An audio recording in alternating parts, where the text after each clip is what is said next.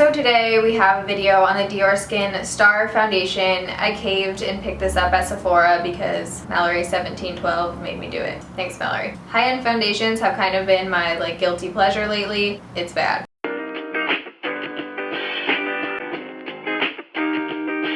I picked this up from Sephora for $50. Holy shit. I've been trying to branch out into the high-end foundation range because I feel like there are some really good ones out there that are worth the money, and then there are some that are not. So I got this in the shade 010. It has an SPF 30, so you don't want to be taking any pictures in this or you're going to have a major white cast. This foundation is supposed to be very skin-like and kind of mimic the look that you get from Studio Lights. So it's supposed to be a weightless, brightening foundation, create a complexion that's instantly more luminous and visibly evener. I don't think that's correct grammar. So it's supposed to have flawless coverage and be long wearing. So it doesn't actually say the kind of coverage that it's supposed to give you.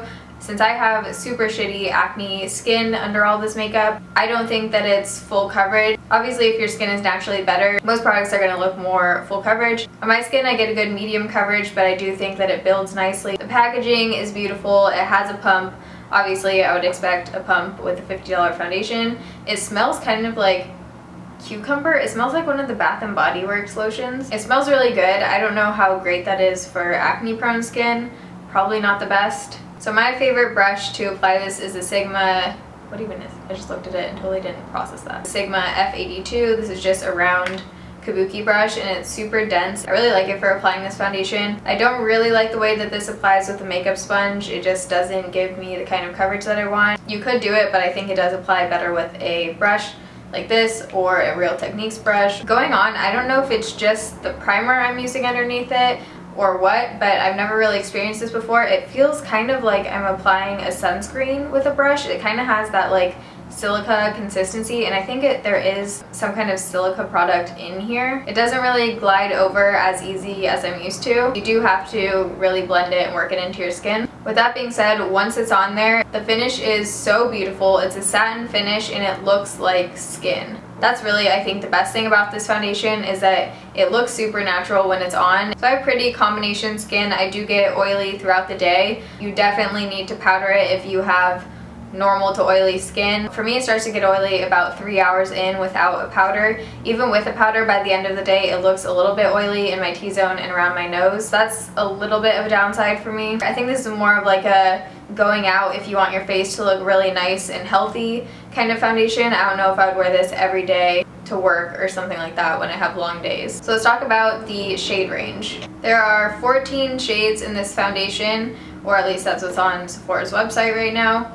Ooh, you can get free shipping. Like I said, I have the shade 010. Unfortunately, this isn't quite light enough for my skin. It looks okay when I first apply it, and then a few hours later, I find that it oxidizes a little bit. It doesn't crazy oxidize, but for fair skin, it just puts me over a little. It's a little too much. I wish that they made this in about a half a shade to a shade lighter. That would be perfect. I do have to mix in a tiny bit of Manic Panic with this because it is too dark. If you don't know what I'm talking about, Manic Panic is the product that I use to lighten my foundation. It's just a white foundation. I'll link below if you haven't tried it out yet. So I definitely like to powder my face with this. I've been using the Too Faced Cocoa Powder Foundation, which gives a little bit more coverage, and that is a pretty matte powder. So if you don't want that matte of a finish and you don't want to ruin this, I would just apply a little bit in your T-zone or wherever you get oily. Overall, I think this is a awesome foundation if you're more on the dry side. I don't know if it's worth $50. I think that if I got this in the correct shade for my skin, they had a shade light enough, I think I would definitely be all about it and I would keep it.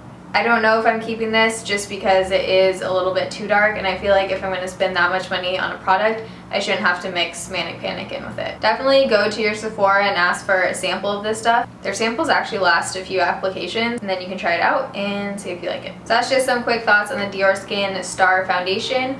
Like I said, try it out. You can always return it if you don't like it or if it's too dark for you or whatever. Love you guys. Thanks for watching. See you in my next video. Bye.